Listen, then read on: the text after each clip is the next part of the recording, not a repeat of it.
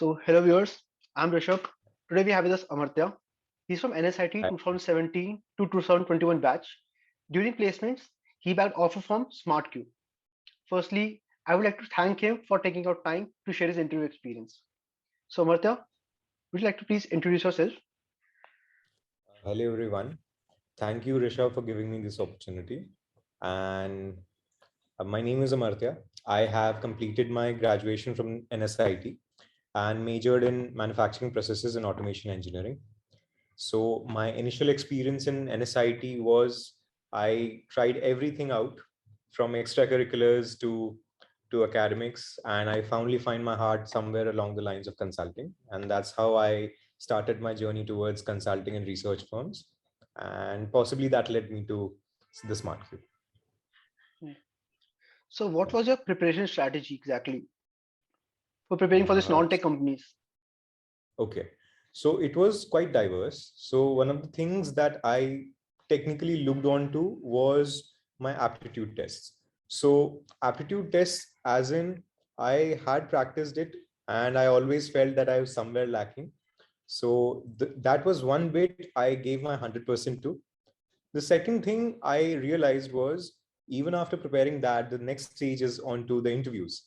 So Yeah. one has to be always prepared with a good answer that someone, obviously, who am I kidding, but HRs or the employers would like to listen to. So yeah, I have to give them a proper reason and think of from the perspective of an employer. What would he likely want in his employee?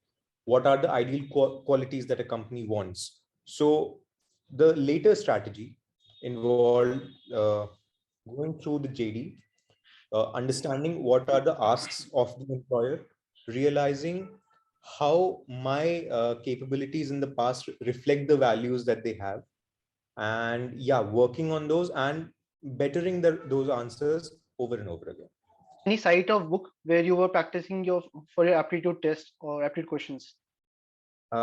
Initially, I was told that I could go through online sites. They are available. If I type in any keyword like online aptitude tests, the first two, three links, I tried to practice them. This part got a little easy. Then I moved Yeah. on to a little difficult parts like Arun Sharma for CAT. So that Okay. provides a basic ground for what and how to prepare for not just competitive exams, but also for aptitude exams of employers. So that was the second part of the test. Uh, and later on, the strategy for GD and interviews relied mostly on the fact that first, reading the JD is very important. Through and through, every letter, every adjectives that they use for values is a key point that you must carry into the interview and try to work on. Secondly, what exactly is the role about? Read upon it, read about it on Glassdoor, read about it on the company site, read about it on read about it from any other source that is available, be it your peers, be it your seniors, anyone. So that was that. Apart from that, the later part comes in technical interview, that is guesstimates and case study interviews. So for that, I referred to online videos, specifically those provided by Case in Point Yeah. interview. Yeah. And apart from that was Bain interviews for consulting. So these are the few points that I worked on from YouTube and other sites. Yeah. So key points in your resume or projects or some case study competitions. In my extracurriculars, I have I'll walk you through the entire resume then. First thing, I interned in Maruti Suzuki in my second year. So that was Okay. a whole another experience. I realized that mechanical engineering, though very fascinating, is not something as my strong suit. I'd like to Okay. pursue something else. And then I shifted towards debating. Yeah. And through debating, I realized public speaking is one of the things that I'm good at. Okay. I also realized that talking to people, explaining solutions to them while working on draft resolutions, as we call it, I realized that that is one thing I'm good at. So I gradually drifted towards case studies. I participated in Case Club League (CCL) by St. Okay. Stephen's. Okay. I was in the top 5 in 2019. Okay. Apart from that, I have also participated in debating competitions like Singapore MUN. I Okay. secured Best Delegation Award as the head delegate and Outstanding Delegate Award. And as a part of my internship experience, the later internship experience I did in Snapdeal. So Okay. that was a really impacting phase of my life, I'd say, because Okay. that actually gave me an insight as to how a company actually operates in a product firm. What was your So role there? that What was I your was product lead. okay. So I realized that that is one thing I can look into, and that is one thing that I really look forward to sometime in my career. But that is one thing I realized. These are the basic guidelines as to how a company operates. These are the few asks of the employer. Like I was tasked with the CSR projects that involved distribution of books and sanitary pads all throughout the country. So for that, I took on the responsibility. I had the responsibility of getting in touch with the distributors and making sure that the products are being delivered to uh, the right. Uh, Also, I realized that these points, as we realize it, what goes on in a supply chain. So, supply chain being one of the key aspects of my engineering degree, I realized this is one thing I need to work on. And so, yeah. Okay. Yeah. So let's get back to SmartCube now. So what was the placement procedure here? Okay, so the placement procedure in SmartQ is a little tricky one, and it Okay. depends rather on the candidate rather than the whole process that is laid out. So there is Okay. no as such guided process, but the overall procedure lies in the fact that first they have a very standard aptitude test. Okay. Following that is an HR interview Directly in where HR they interview. yeah, there was Okay. no GD about it. Okay. They gave me a HR interview, and then they Okay. asked me what they wanted, uh, like what they looked for in a candidate, what Okay. is the best quality that they want to imbibe in a candidate. Okay. I appreciated that, and I like the honesty at first that the Smart Cube is putting forward what it wants to look at, rather than Okay. letting us like this this hide and seek game, playing this hide and seek game with us. Like I want to know what you want to be in our company. So yeah, they were pretty straightforward with that. Next came the technical round. So there are Okay. two technical rounds in it. So technical round, first one involved first dealing with the guesstimates. So guesstimates Okay. were pretty random.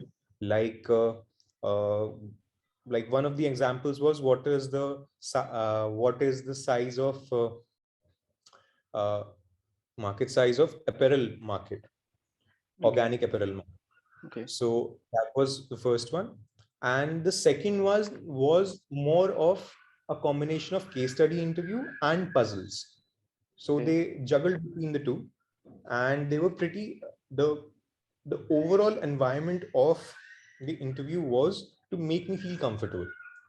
What they didn't Okay. want to put in was too much of uh, stress on me, because they Okay. realized that in a real life scenario, the person wouldn't be in so much pressure as they are in the interview. Interview. So they realized this very thoroughly, and I was glad that I was interviewed by one of the partners in the firm, and they were pretty relaxed and they were pretty chilled about it. Like it's Okay. okay, take your time. There's no rush, and that's one of the things that I really like about the Smart Cube. They have the ability to put people at ease even at work, and that reflects correctly in their um, interview process. Okay. So what exactly is your role here there? Okay, so after I joined SmartCube in August, I was given 6 weeks of training, during which we were trained on how to analyze articles and how to extract data, like in any article, be it in life sciences. So there are three basic sectors that SmartCube works in. First is CPG, consumer products and goods. Second is finance sectors, and third is Okay. life sciences. Life sciences being the Okay. largest of three. So we were told on how to go through all three of them, all three Okay. articles of all three sectors, and then we were tasked to different sectors. I Okay. am aligned right now to life sciences. So in life Okay. sciences, we go through anything from PET bottles to what are the office supplies that are required in a pharmaceutical company, Okay. and what are the different like APIs, active pharma ingredients that are required. So all this has been a really exciting thing. In the training, however, I realized a very stark difference on how we look at data. Okay. Like when we jump from campus to corporate, we realize that data is anything that I can extract from and then put it in bullet points. So a job of an analyst after 6 weeks of training, I realize it's not just putting up data points, is to actually analyze what those data points are trying to uh, portray or draw a bigger picture to. So, and especially after COVID situation, it's very important for the industries, especially pharma industries that I'm aligned to have a roadmap ready for the future for any unforeseen event like this. Yeah. So I'm glad that I'm working with life sciences, and yeah, I work on these projects. So how is the work-life balance here in SmartCube? At Smart Cube, I'd say the work-life balance is pretty cool. First, Okay. secondly, the thing is, work is very neatly distributed. Like Okay. at the beginning of the day, we are tasked with our specific assignments. Later on, we have our work in progress files that is checked by our project lead. So it's like we have been given a task, we are given 8 hours, and we have to complete it. Okay. Once we are given that responsibility, if we are somehow not able to manage that, the transparency within the company allows us to communicate that to our project lead. uh, this has this has basically eased a lot to me, because the work life balance that you're talking about is a mix of what happens at work and what happens in life. At work, I'm pretty chill. I'm flexible with my work. Like if I get up at 8 and I'm ready to work and get down to work, I am allowed to do that. I can work till 6 and I'd be awarded for extra hours that I put in. So this is one of the best features of SmartCube that I've found till now. That's really nice. So if a person is expected to join SmartCube, what skills is he like expected to learn there? Like what skills are expected from him? Is he expected to learn SQL, Excel, Python? Uh, I don't think they require anything from all those skills that you mentioned, but Okay. I'd just say one thing. For anyone preparing for SmartQ, be sure that you read through the JD, because as you mentioned, the three skills that you mentioned, SQL, Excel, and Python. So these three skills are required for data analyst. So in data analyst, they specifically tell you that these asks are required. But in my case, I wasn't given anything like that. But I was told that I'd be going through articles, I'd be going through in-depth articles about what happens in and out of the industry. That was pretty clear. So one skill that I should emphasize more often than not is analytical skills. Analytical skills involving, first, you should understand that in a chart you see numbers, you should try to find a pattern, you should try to find a trend, try to relate it to the real life events that are happening, possibly try to understand what the author or what the chart maker is trying to portray to me, is trying to tell me. And that's one thing I think is required for the role that I'm working on. Okay. So now coming to the second, was the last question. What is exactly the CTC and how much is in your in-hand salary? It's Okay, okay. With my me. fee is somewhere around 6 lakhs. Okay. I'm not allowed to share the details with you, It's okay. but I'd say 90% of it is the fixed salary, and Yeah. SmartQ provides you with a health insurance and health benefits Okay. that is available for almost every hospital around the country. Yeah. So that's that. And apart from that, SmartCube also provides you with other benefits like anything relating to work from home products that are required, like the headphones and laptops that Yeah. are covered. Yeah, Okay. So one more thing, the 6 weeks training that you were given was during the time were you paid or was it unpaid training? it was a paid training. It was Okay. a paid training and it was a wonderful experience. And while the training, are you like also assigned to different projects or it's just training for 6 weeks? So in the training, we were tasked with a particular assignment. Like for say, I can give you an example. Like we were given the task of assessing the company profile. In the Okay. company profile, we were given the company. We were asked to research about it. So it is a Okay. real life project that is happening, and it Okay. has been done previously in the company already. So Okay. when our mentors actually assessed our performance, it was based on the fact that real life analysts who are working on the floor have actually done that project already, and then they Okay. have a ground to compare. Okay. So finally for the last question, any tips or tricks you would like to share for juniors? Sure. One thing. Uh, First, try to be calm in an interview.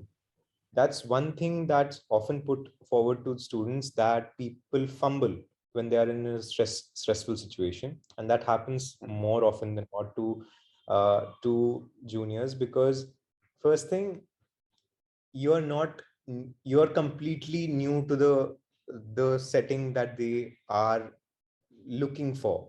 I mean, look at what they ask for and look at your college life. It has been a completely different setting that altogether. There have to be a certain rules, there has to be a certain timelines. On the other hand, in college life, the timelines are more or less flimsy and teachers are lenient. So yes, their asks are pretty high, and therefore their like standards are pretty high. So, and that puts a lot of stress on the student, like how will I be able to manage that? Trust me, it happens gradually and slowly over time. You don't have to fret about it. It will happen over time. So when in interview, calm your nerves. Calm your nerves. It's okay. It's an interview. They're going to ask a bunch of questions. Don't fret over it. Second, always be ready for the fact that if they are trying to throw a technical question at me, you have to have necessary skills. You probably shouldn't cram things up, because cramming things up has never helped in an interview. When you open your mouth in an interview, crammed up things end up like within 5 minutes. You have to be ready to think on your feet, and that's why you should know the concepts. Analytical skills do come within these two things. You should be able to think on your feet and realize, okay, what is the scenario given to me, be it in a case interview, be it in a guesstimate. Okay, this is the scenario given to me. What can I possibly do? What would I have possibly done in real life to solve this problem? And thirdly, talk to your seniors. Always talk to your seniors. They are the best guides that you can find. And read, like, try to ask what they had done in previously. Like, Okay. most of my help that came towards me during my fourth year was from my seniors. They had provided me every resource they could, and I'm glad that uh, it worked out so perfectly for me. Yeah. So thank you, Amartya. Thanks for sharing your wonderful experience. So thank you guys for watching. If you have any doubts, do comment. Also, do like and share. Thank you, Amartya.